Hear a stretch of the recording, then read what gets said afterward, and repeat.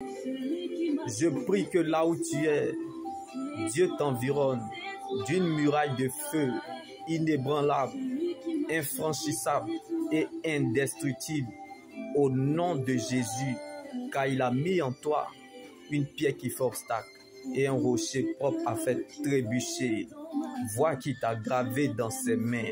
Il te couvre de son amour à l'ombre de ses mains pour déployer un nouveau ciel et fonder une nouvelle terre. Tu sortiras de l'abîme. Même si le temps présent ne témoigne pas de toi, sache qu'il y a une fin qui t'attend. Tu es plus grand que ton aujourd'hui. Même si le temps est contre toi, Dieu ne revient pas sur ce qu'il dit. Que ton âme sorte de l'abîme au nom de Jésus. Dieu n'est pas un homme pour mentir.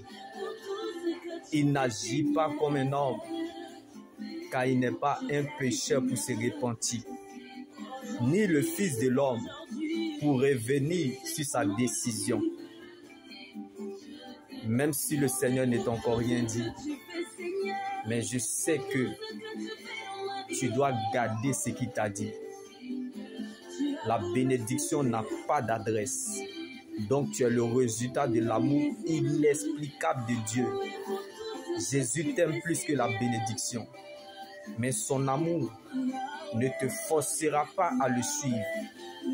On peut te ralentir et t'affaiblir.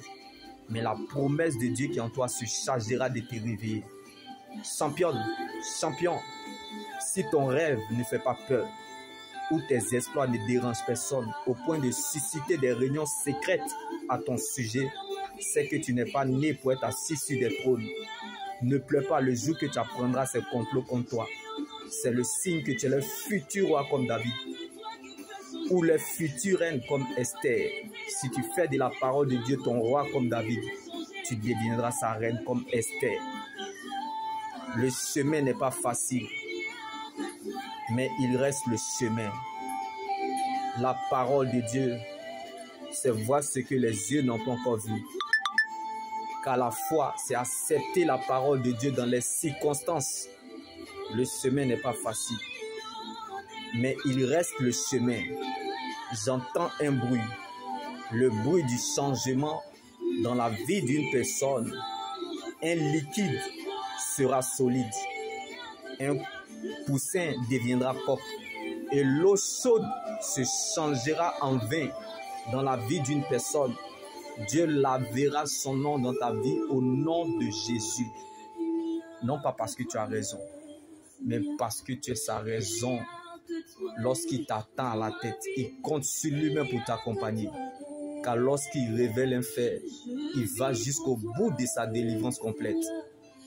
Le Dieu que nous servons n'est pas un généraliste, mais un spécialiste dans le domaine. Car il ne peut jamais être la fin sans être le commencement. Donc il ne peut jamais mal finir ce qu'il a bien commencé. Jésus est la finalisation de ce qu'il commence. Donc si c'est à cause de toi, tu perdras la bataille. Mais à cause de Dieu, tu gagneras le combat. Est-ce que tu sais qui tu es?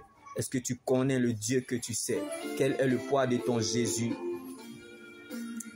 Même si les gens t'emmèneront tendance au découragement, mais sur quel sycomore te tiens-tu? Quelle est ta véritable source de motivation en cherchant, suivant et servant Dieu? Comme plusieurs personnes ont perdu et raté la visitation de Dieu parce qu'ils refusent de perdre leur honneur, leur confort, leur dignité ou leur raison pour suivre Jésus. Il faut être fou avec les zinzins.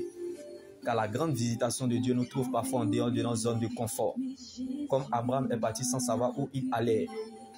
Abraham était dans l'idolâtrie. Ses parents furent idolâtres.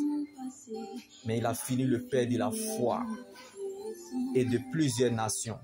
Ce que Dieu n'a pas dit, il a caché afin d'éclater sa gloire. Aimer Dieu, c'est d'abord le connaître. Si Dieu te veut, il t'aura. On ne l'a pas choisi, c'est lui qui nous a choisi. Personne ne s'est sauvé lui-même, c'est Jésus qui allait le chercher. Bien-aimé, osons Jésus. Aimer Dieu sans raison apporte à la raison ce qui est inaccessible.